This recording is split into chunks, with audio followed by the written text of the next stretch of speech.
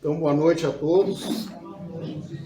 É um privilégio poder estar aqui essa noite, porque quando a gente prepara algum material para fazer uma exposição, com certeza o maior beneficiado não são as pessoas que vão ouvir, né? Que é uma pretensão muito grande achar que eu vou conseguir passar uma mensagem que vai modificar a vida de cada um, mas é uma contribuição de alguma forma, né? Aproveitar essa meia hora, esses momentos que a gente tem para ficar reunidos.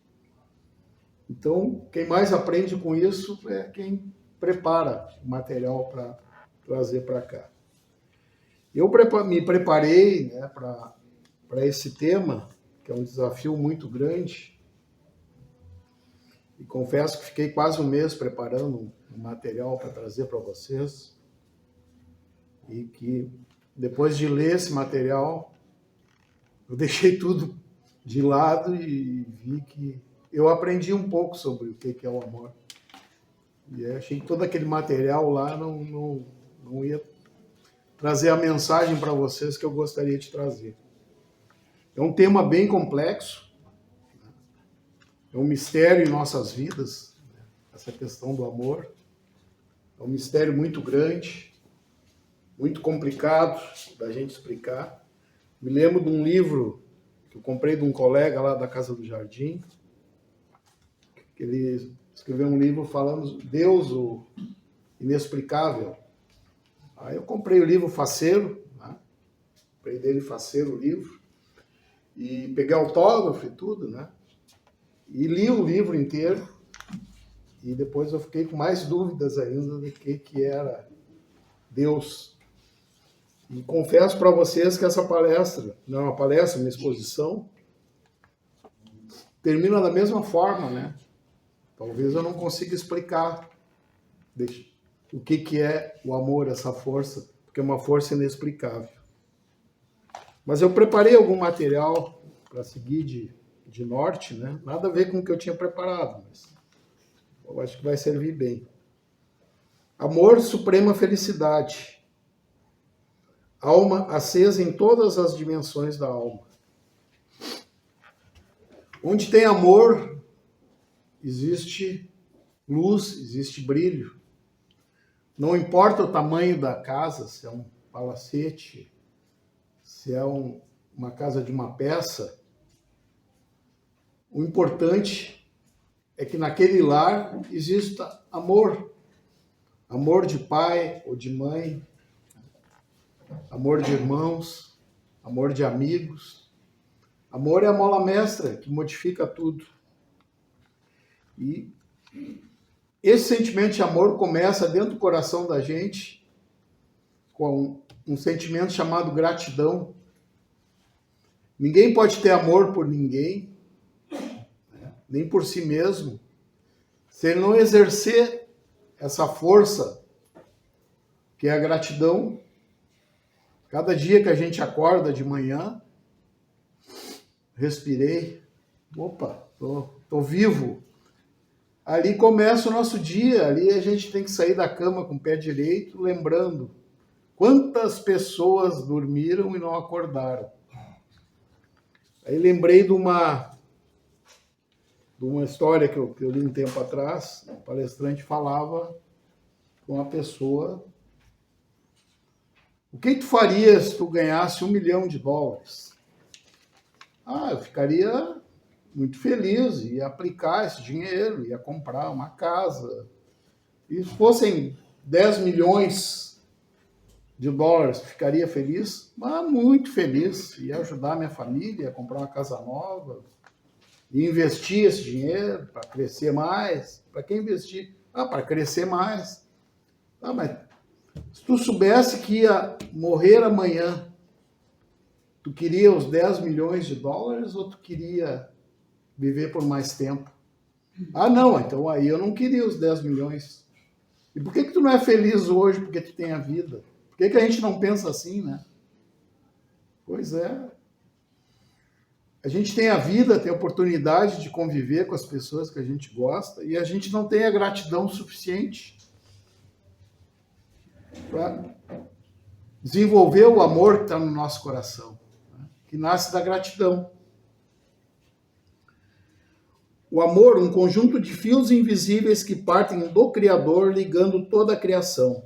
O amor é a vida, amor é Deus, amor é caridade, paciência, tolerância, perdão, amizade, trabalho e fraternidade.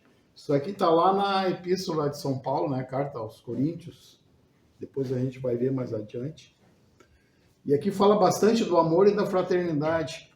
Eu me lembrei e eu me inspirei para essa nossa conversa com coisas que aconteceram na minha vida, que eu acho que é mais importante do que procurar, como eu tinha feito em livros, definições, né, do que é essa palavra tão forte, né, que a gente tem tanto medo também, às vezes, de demonstrar pelas pessoas.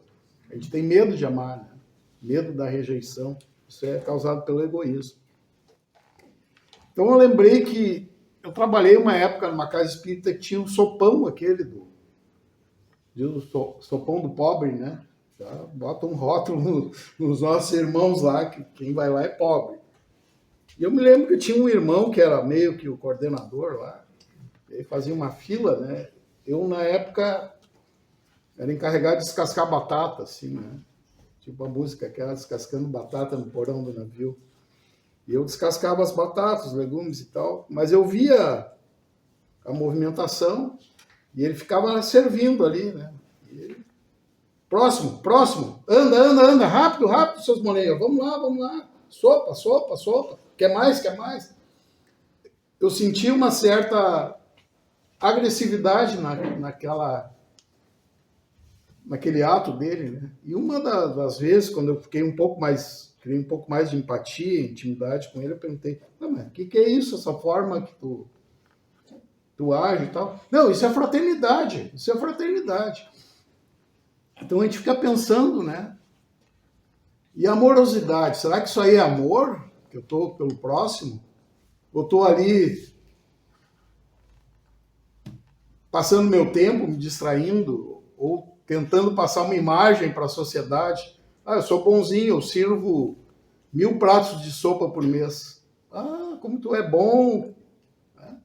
E a gente lembra das palavras, né, do mestre, tua mão direita não saiba o que a tua esquerda faz. E o que a gente vê muito, né? Até essas entidades que se propõem a ajudar o próximo, ajudar os menos favorecidos, mas fazem uma publicidade gigante sobre isso, né? Eu já participei de sociedades que fazem isso. Tiram bastante foto, né, distribuindo cesta. Não é o caso daqui, né, que é um trabalho anônimo. Aqui é caridade, realmente. Vocês não vão ver no Facebook, no WhatsApp, no Instagram, fotos da Sociedade Espírita distribuindo cesta. E distribui para 40 e poucas famílias necessitadas. E realmente necessitadas. E a gente sabe que é um trabalho difícil. Todas as quartas-feiras o pessoal fala um pouco aqui sobre isso. E muitas vezes não tem para comprar para as 40 famílias. E aí é feita uma cotização das pessoas que trabalham. E aqui é um lugar onde tem abundância de amor, porque quem está aqui, a gente paga para trabalhar. Né? Todos nós, trabalhadores daqui, a gente não recebe valores financeiros. A gente doa, a gente participa, damos o nosso tempo. Então, a fraternidade é o maior ato de amor. Né? Eu lembro também de a maneira como... Eu me inspirei bastante também sobre um livro que eu ganhei de uma amiga, a Miriam, nossa colega. O livro fala sobre amorosidade. Doar com amor e sigilo. Isso que a gente falou, né? Aí eu lembrei da sopa. Esse verão, até tem um colega aqui, querido meu também, o Danilo. A gente está trabalhando no verão como agente fiscal da prefeitura. Trabalhamos juntos. E certa feita a gente estava na esquina do Burrinho, lá em Capão da Canoa, naquela praça que tem lá no centro, na rua Cepé. E estávamos e um colega juntos. E chega uma pessoa de rua, para pedir uma informação. Nós estávamos em 3 ali, na esquina, né, que a gente ficava ali controlando, fazendo o nosso trabalho. E a pessoa vai se dirigir a um dos colegas e diz, não tem dinheiro, não tem dinheiro nenhum. E o rapaz ficou olhando assim, mas eu não ia te pedir dinheiro, só ia te fazer uma pergunta. Dinheiro eu tenho, ele tinha um saco de lata, né? Sacudiu assim, dinheiro eu tenho aqui, sou catador de lata. Mas a gente vê o que é a morosidade, né? Às vezes a gente julga a pessoa pela aparência, né? Cruza a rua para não passar do lado daquela pessoa. E a morosidade está nesses pequenos atos. E o mestre, numa daquelas ceias que ele haga com os apóstolos, né? Ele fala sobre a caridade, o amor real, fraterno, né? Em que ele diz, o que fizeres ao meu filho mais humilde, terás feito a mim. Aquela caridade que a gente faz para o nosso irmão, mais humilde que seja, ou que esteja mais errado possível. O cara estava drogado, caído, eu precisei ajudar ele. A gente está fazendo ao nosso Criador, que não está naquele momento ali. Não é por acaso que tu está cruzando por aquela pessoa que está precisando da necessidade. Deus não pode estar. Ele é energia. Se ele quisesse, ele levantava a pessoa. Mas ele te mandou ali, tu está passando, ajuda o teu irmão. Então tudo aquilo, toda vez que a gente ajudou um doente, a gente ajudou uma família com fome, onde tinha aquela tempestade, né? E eu estava dentro de um apartamento, tranquilo, olhando, achando bonito o barulhinho do mar batendo, né? E eu lembrei da infância. Quantas pessoas... Na minha infância a gente morava numa casinha, que era uma peça, telhado de zinco, batia um vento desse, ninguém dormia. Noite inteira, aquele barulho. A gente vê como a gente recebeu coisas boas na nossa vida, né? E será que a gente tem gratidão por tudo isso que a gente recebeu? A gente nasce nesse planeta, a gente é como um pedaço de pedra, né? Um bloco. Isso aí estava na parte que eu escrevi lá. A gente é um bloco que veio para lapidar e, se possível, no final da nossa existência aqui, já ser o esboço de uma estátua bonitinha, né? E como é que a gente lapida essa pedra que cada um de nós é? A gente vai tirando aos pouquinhos, né? Tem umas figuras bem bacanas na internet sobre o pensador, né? Aquela estátua de Rodin, em que ele esculpiu numa peça só de pedra, né? Não tem emendas, é uma peça só. E como é que a gente esculpe isso? A gente tira um pouco de medo, né? Vai tirando um pouco de medo, um pouco de raiva, um pouco de ciúme, que destrói as relações, né? Os casamentos, a maioria dos casamentos acaba se dissolvendo pelo ciúme, pelo egoísmo, pela possessão. Nós temos a posse do outro, né? Acha que o outro é nosso. Não, ele é meu, ele não tem direito de ter uma vida. Não pode respirar sem a minha autorização. Isso aí que destrói os casamentos, a erosão. A erosão está no ciúme. Às vezes, por uma mensagem de celular, acaba um casamento, por causa de uma bobagem. Ou uma curtida, ele curtiu lá a fulana, nem sabe quem é a fulana. Fulana nem existe, por bobeira o cara viu ali. Né? Às vezes acaba um casamento por uma curtida de Instagram. Esse é o perigo dessas redes, né? Isso tudo a gente tem que tirar. A inveja, a vontade de falar mal, como é bom falar mal do próximo, né? Às vezes, olha lá, o fulano fez isso, fez aquilo, a gente já fala mal, já julga, já espalha. Às vezes nem sabe direito a história, né? O maior mandamento do Mestre Jesus: amar a Deus sobre todas as coisas e ao próximo como a ti mesmo. Mas isso ele fala no meio dos 3 anos, né, que ele prega o Evangelho, que se forma o Evangelho de Jesus. E no final, ele dá o último mandamento, que ele dá na Santa Ceia, inclusive. Amai o próximo como eu vos amei. Será que Deus ama mais o meu amigo bonzinho lá que dava sopa ou o cara que ia tomar o prato de sopa que não tinha nada? Ele ama igual. Ama todos nós igual. E às vezes a gente tem uma crença errada de, quando eu evoluir, quando eu estudar bastante lá na Sociedade Espírita, quando eu ficar bonzinho, aí eu vou receber o amor de Deus. Não. O amor de Deus está aqui, nossa volta.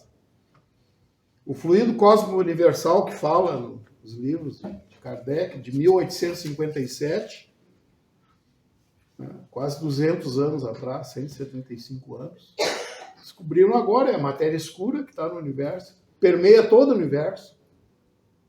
Quando a gente estava no colégio lá, no ginásio, né, sei lá, quem é daquela época lá, pouco tempo atrás, existe um vácuo.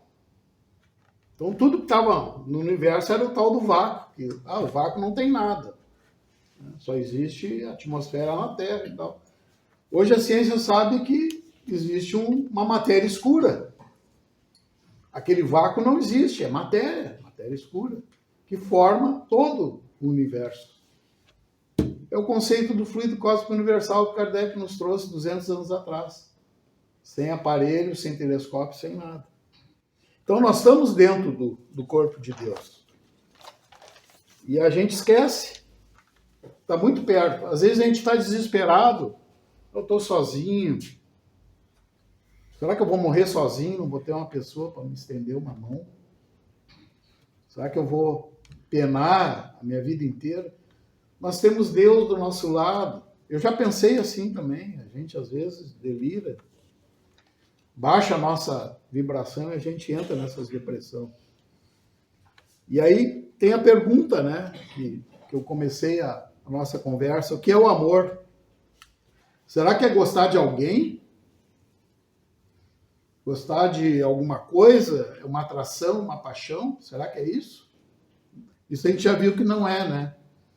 Isso é apego, é controle, né, que leva para, muitas vezes, agressão, muitas vezes nos leva ao desamor total, né? A violência que existe entre os casais, de onde é que nasce, né? Do desamor. E a gente pode parar para pensar a quem a gente adora. Poder, controle, dinheiro, bens materiais. Pô, bens materiais é bom, né? Mas nada é nosso. Tudo que a gente tem é emprestado, a roupa, tudo. O sapato que a gente veio aqui. Se alguém tem alguma grana no bolso, o meu tá meio vazio aqui. Se alguém tem, também não é dele. Tudo é emprestado para a gente usar. O que a gente vai levar daqui? Só as boas obras. Nada de material. E as pessoas que vão pegar aquelas coisinhas que a gente cuidava, aquele meu bibelô de estimação que eu guardo lá, lembrança da viagem, vão botar no lixo, vão botar fora, ninguém vai valorizar as coisas que a gente tem. Então era a reflexão que eu queria trazer. Sei que eu não respondi a pergunta, não é minha pretensão também. E até no dia que eu estava escrevendo, meio que veio uma mensagem, um sopro dos nossos mentores, dizendo assim, qual é a tua pretensão? Querer explicar isso aí, querer explicar o amor. Realmente é uma pretensão, né? Mas, na realidade, não tinha pretensão de explicar, tinha pretensão de levantar a questão para que vocês pensassem sobre isso. Amor, uma palavra difícil de entender no seu aspecto mais íntimo e profundo. Amar é caridade, paciência, tolerância, perdão, amizade, trabalho e fraternidade. Isso eu já tinha lido no início, estou repetindo para a gente salientar. Aí, fiz referência da carta de Paulo, capítulo 13, primeira carta aos Coríntios, está no Evangelho segundo o Espiritismo, inclusive, né? que ele fala no mais importante. O que é mais importante que os dons e as obras? Aí ele começa, né? Mesmo que alguém fale todas as línguas, tenha fé para mover montanhas, ou doe tudo aos pobres, se não tiver amor, nada vale. Aí fecha com os nossos exemplos, né? Ah, tô dando sopa para 1000, mas desse jeito? Vamos, sopa, seu vagaroso, passa rápido, vou atender os outros. Isso é amor? Não é, né? E aquele que pegou, tinha um prato de comida e ele deu para o próximo e ficou sem, porque ele viu que eu estava com mais fome do que ele. Quem é que agiu com mais fraternidade? Não é a quantidade, né? É a emoção, o sentimento que a gente bota na doação. Até porque o ato de doar, eu estou transferindo. Aquilo que eu comentei antes, não é meu. Eu tenho 2 cobertores, eu vou pegar um e vou transferir para uma pessoa que precisa mais do que eu. Eu tenho uma cama, um inverno, para que eu preciso 2, 3 cobertores? Né? Ficar com um, vou doar. É um ato de amor só se eu botar o sentimento. Se eu simplesmente pegar e, leva esse aí, ó. Ainda escolhe sempre o pior, né? Leva esse aí que eu não gosto mais desse cobertor. Adiantou muito essa nossa caridade? Não, né? Tem que dar com amor. Eu tomei uma lição de moral do meu filho quando era pequeno. Eu tinha mania de juntar os brinquedos e doar no final do ano, né? E aí disse assim, Marcelo, junta aí os brinquedos aí que tu não gosta mais, que estão meio estragadinhos, a gente vai doar para as crianças. E ele disse para mim assim, pai, criança gosta de brinquedo novo. A criança não gosta de brinquedo estragado. E eu peguei para a vida aquilo. Que caridade é essa, né? Pegar um saco de brinquedo estragado e doar para as crianças. E dar brinquedo novo. A gente foi, compramos umas bolas de plástico. Mas a gente está sempre aprendendo com eles, né? Outra vez, dentro das milhares de lições, aprendi com meu neto sobre ecologia. Estava descendo do carro, estava comendo uma bala, apertei, vou botar ali na portinha do lado, ali onde a gente joga as coisas ali, caiu no chão. Eu desci, deixei, né? Ele deu a volta, juntou, assim, bota no lixo. A gente aprende com eles. E a gente tem que ter humildade para reconhecer. Agora, características do amor, também da carta de Paulo, para encerrar. O amor é benigno. O que é o benigno? É bom, né? O amor sempre... Se está fazendo mal para alguém, não é amor. Aqui eu coloquei aquele... O amor da paixão, que tu submete a pessoa amada a um estresse, né? Fazer aquela pessoa, não, tu é obrigado a me amar, tu tem que me dar conta da tua vida. Tu não pode, só pode respirar se eu deixar. Aí não é amor, tá fazendo mal. Para saber se é amor ou não é ver, tá fazendo mal ou tá fazendo bem? Tá fazendo bem. Então é amor. Então esse casal se ama. Estão sempre brigando? Não se amam mais. Eles estão num contrato ali, um ajudando o outro, mas amor não tem. Amor é paciente, bondoso. Aqui é palavras de Paulo, 100%. Tá? Não é invejoso, não se vangloria, não se orgulha. Não maltrata, não procura seus próprios interesses, ou seja, não é egoísta. Não se irrita facilmente, não guarda rancor. Esse não guarda rancor também é a causa de muito divórcio e desarmonia entre casais. Muitas vezes a gente é tentado, né? Aconteceu um problema, todos têm problemas, né? Quem é que não tem? E ficou lá para trás, um erro lá do marido, da esposa, do filho, sei lá o quê. Mas o que a gente costuma fazer? Cada vez que tem uma discussão, a gente volta com aquilo, né? Não, mas aquela vez lá tu me ofendeu, te lembra? E a gente diz que perdoou, né? Não perdoou, tu guardou aquilo para usar de novo, realimentar, né? Então isso é uma coisa que a gente tem que cuidar, não podemos guardar rancor. Perdoou, deixa para lá. Vida para frente. aconteceu um problema parecido de novo, é injusto eu usar aquilo contra a pessoa de novo, né?